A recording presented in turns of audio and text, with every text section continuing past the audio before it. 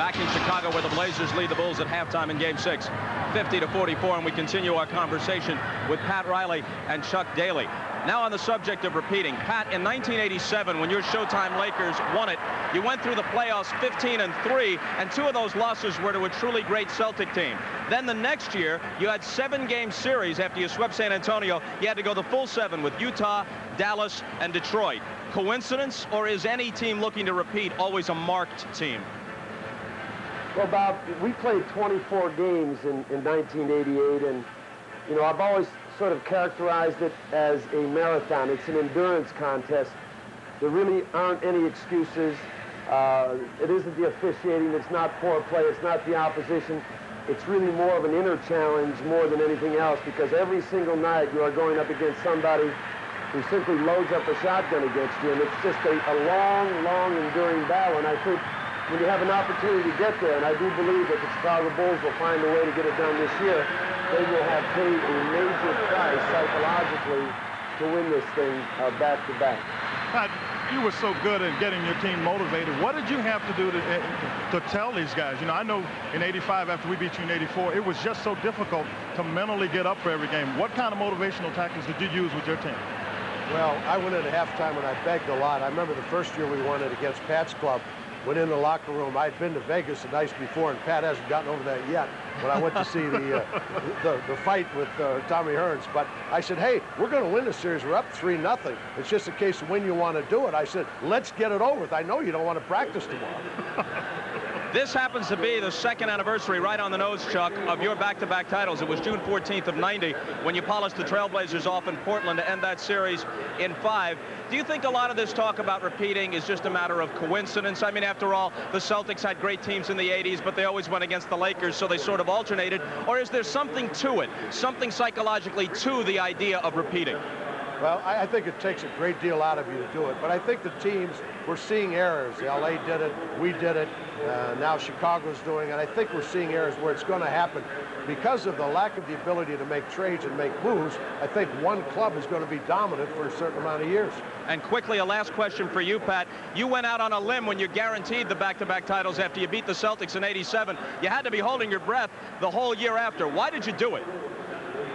I think that was the only thing left, Bob, that team had to accomplish. If the criteria for being great in the '80s was that you had to win them back-to-back, then that was our carrot, that was our incentive. And, you know, just to go back and talk about, you know, the opportunity that I had to win them back-to-back, now that Chuck Daly won them back-to-back, I don't know if Phil Jackson wants to win them back-to-back because Chuck and I left about a year and a half after we won them back-to-back. I don't know if that's such a good thing to do nowadays. Left, but found other employment, it should be noted. And for the record, Chicago 15-2 in the playoffs last year, 14-7 in the postseason to this point this year. For Quinn Buckner, I'm Bob Costas. We'll return with second half action. The Blazers leading the Bulls here by 6. Our thanks to Pat Riley and Chuck Daly. And we're back with Marvin Mike after these messages from your local station. This has been the Prudential Halftime Report, brought to you by Prudential. Come to the companies of the Prudential and build your future on the rock. The Blazers lead the Bulls by the score of 50-44. Now, all year long on our NBA telecast, we have brought you Miller Genuine Draft, Genuine Moments. Well, tonight, the Czar and I have personalized those moments. Here's a look. Miller Genuine Draft presents Genuine Moments of the NBA Finals. It is a vision etched forever in the minds of Knicks fans. Willis Reed injuring his hip in Game 5 against the Lakers. The captain would miss Game 6, but return for Game 7 at the Garden. Here comes Willis, and the crowd is going wild. 20 years down the road, 25 years down the road, I'll be sitting somewhere in some lake fishing, and I would have to say to myself, boy, you know, I wished I had played that night. I wasn't going to let that happen because that was my moment. Reed played with courage as he lifted the Knicks to their first NBA title. Marv, one of my favorite moments was in the 1980 finals when Magic met the Doc. In Game 4, Julius Erving introduced us to the move. It was an incredible acrobatic performance that left our broadcast colleague a bit stunned. my mouth was like. And I looked at Coop. He looked at me. And I said to him, I said, Coop, you think we should maybe ask him to do it again? Magic had the last laugh. The rookie played center in Game 6, scored 42 points, and led the Lakers to their first of 5 championships in the 80s. Finally, Czar, you remember last year.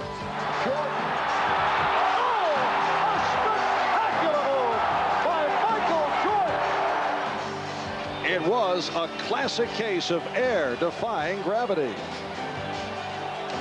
I think that's got to be the most incredible shot I've ever seen. I mean, the hang time on that, I give that a 10.10. Looking back at some of the major moments in NBA Finals history. We'll be back with our second half after this. Portland led at one point by as many as 15. Chicago ended the second quarter with a 16-7 run. It's a 6-point lead. As we head to the third quarter, a look at tonight's Miller Genuine Draft halftime statistics. Jerome Kersey has come up big, 7 of 13 for 14. Blazers 47%, and the Bulls at 46% shooting for the half. Cliff Robinson coming off the bench for Portland supplied a number of things, not only scoring on 4 of 6 from the field, but he added his passing ability, found open teammates, and then a big block shot, which led to a fast break score. Leading scores in the first half. Portland getting more balanced tonight. 14 for Kersey, Drexler with 11, Porter with 10. Michael Jordan did not look to get into it until the second quarter. Had only 2 points in the first quarter. 5 for 10 for the half for 14. Pippen 4 of 10 for his 13 points. John Paxson hitting the outside shot, 3 of 5, including 1 from 3-point range for 7 points. Game 6 of the best of 7. The Bulls hoping to wrap it to win a second consecutive NBA championship. Portland looking to tie the series, extending to a Game 7 on Wednesday. The Blazers, though, have had all kinds of difficulties in the third quarter in this series. And they've discussed it, they've talked about it, coming out in the beginning and having a good start. Well, they did that this evening. Now, the third quarter remains to be seen, but this has been a big problem area for them, controlling the third quarter, scoring points in particular.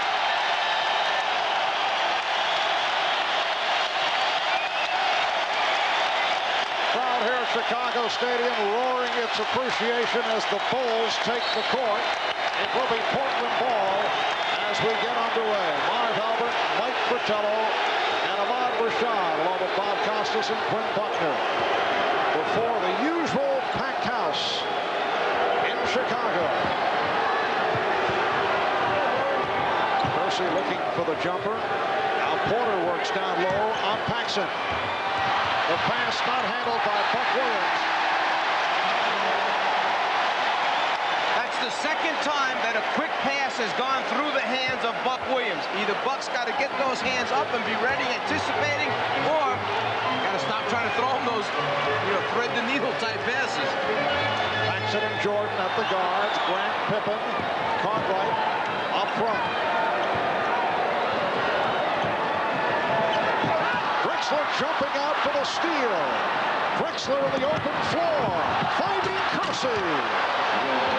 The crowd looking for an offensive foul as Paxson took a shot and a timeout called by Phil Jackson. Terry Porter doesn't even realize that there is a ball bouncing behind him after the deflection takes place. Clyde gambles and goes around baseline side. Terry turns just at the right moment. And here is where Chicago wants an offensive foul call, but the officials let it go. Kersey converts.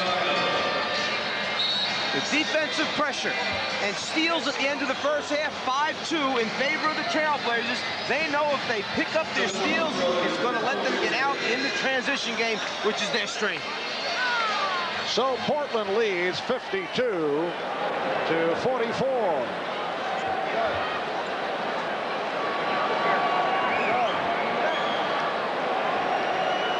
There was some confusion as to whether that was a 20 or a full timeout.